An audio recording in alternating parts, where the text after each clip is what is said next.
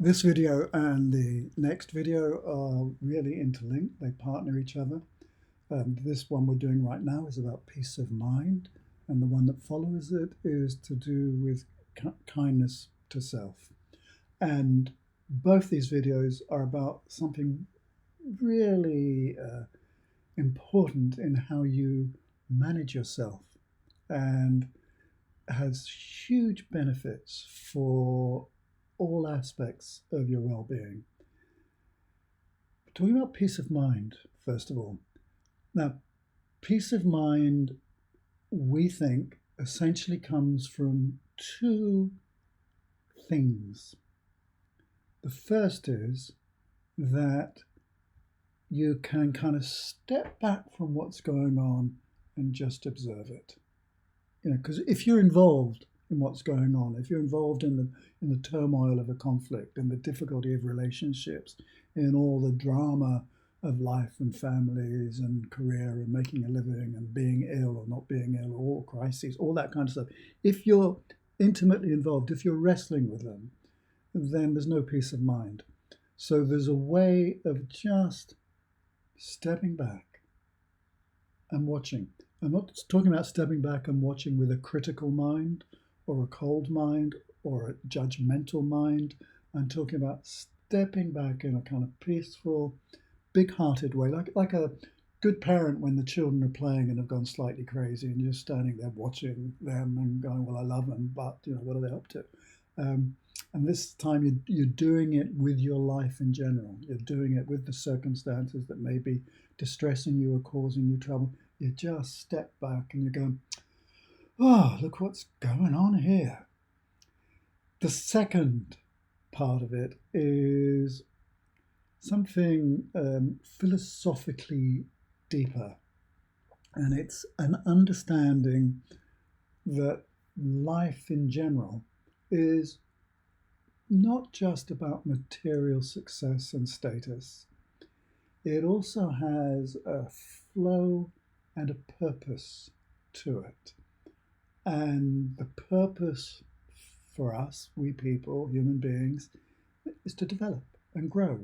From birth to death, it's not just a kind of blank canvas, nothing happens. We just, grow up, get bigger, have families maybe or not, and then die, having done some kind of job. No, what's supposed to happen in that process is that we develop as human beings. And that development, it doesn't matter which spiritual religious tradition you come from or philosophical tradition you link yourself with, there will be a general agreement that as we move through time, we can grow and develop and become more loving, more compassionate and caring, and also a little bit wiser, a little bit more intelligent, a little bit more conscious.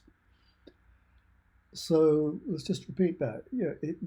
All spiritual, religious, philosophical traditions suggest that the progress between birth and death has, I shouldn't say all, 99% of them have this thread, this dynamic of as human beings move from birth to death, there is a process of growth and development, more love, more care, more compassion, more awareness, more wisdom, more intelligence, more consciousness.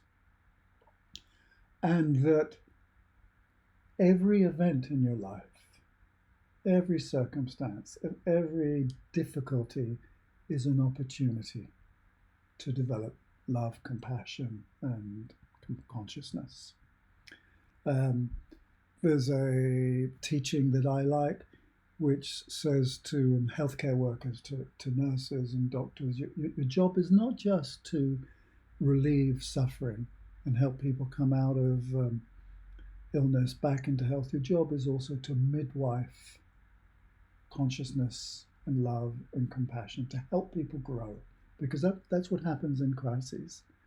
If you have peace of mind and your life has meaning, there is growth of love, compassion, and consciousness inside crises, inside success as well, because you can have great successful things happen to you and you get lost in the glamour and the excitement of it, but there are lessons always in every part of your life, every good thing and every bad thing that's to do with growing your heart, growing your care, growing your consciousness. So if you go to the PDF or the booklet in your hands, you'll see that where's this, starts on page, what is the page anyway?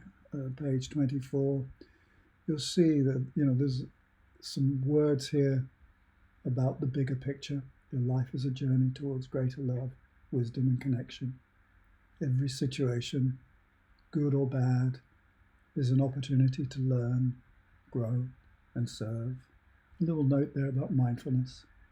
Mindfulness is the psychological ability to detach, witness yourself, and self-manage with care, wisdom, and compassion. And then as we scroll down, there's a little bit about how you witness yourself. That's this business I said at the beginning of this video about just stepping back and watching. And the way we want to facilitate and teach this is not to suggest this is something completely new for you, but it's something that you do naturally. So there's a little audit here, little boxes that ask you, when have you stepped back and found yourself watching yourself at a social event, bored, drunk, exhausted, needing a change of career, on holiday. When people do, they just step back and watch. It's sometimes I think it's like watching television. You can switch channels. So there you are at a party or a social event, you can just switch channels. Instead of being involved, you just sit back and watch. And in that watchfulness, in terms of the meaning of life and the growth of love and consciousness, you can always pause and go, okay, what am I supposed to be learning here? Is there anything to learn here? What would make me a better person? What would open my heart more fully? What would make me more caring? What would make me wiser and more conscious? Because it's all of that that helps to give your life meaning and peace of mind. So just to repeat all that, the two elements here are, one, we can step back and just watch what's going on, but in a way that's caring, not cold, frigid, and judgmental. Watch what's going on, and at the same time know, okay, life has meaning to it. It's about the growth of love and care, compassion, and wisdom, and intelligence, and consciousness. What's going on here that I can develop myself in? That, of course, can be very tough if you're in a traumatic situation, and I wouldn't suggest for one moment that you think like that in a situation of trauma. I think you need to come out of this traumatic situation first, get some healing, get some release, get some safety, and then maybe look at it from a detached point of view. But if you're living a life that's not in trauma, then this is a crucial part of your spiritual health. That peace of mind that comes from detachment and knowing that life has meaning spills over through the whole of your being to benefit you. And if you harness that too to your connection with all that is, so you're connected with all that is, plus you have peace of mind, that detachment and sense of life has meaning, then you're beginning to stir up a great big pot of good things for you.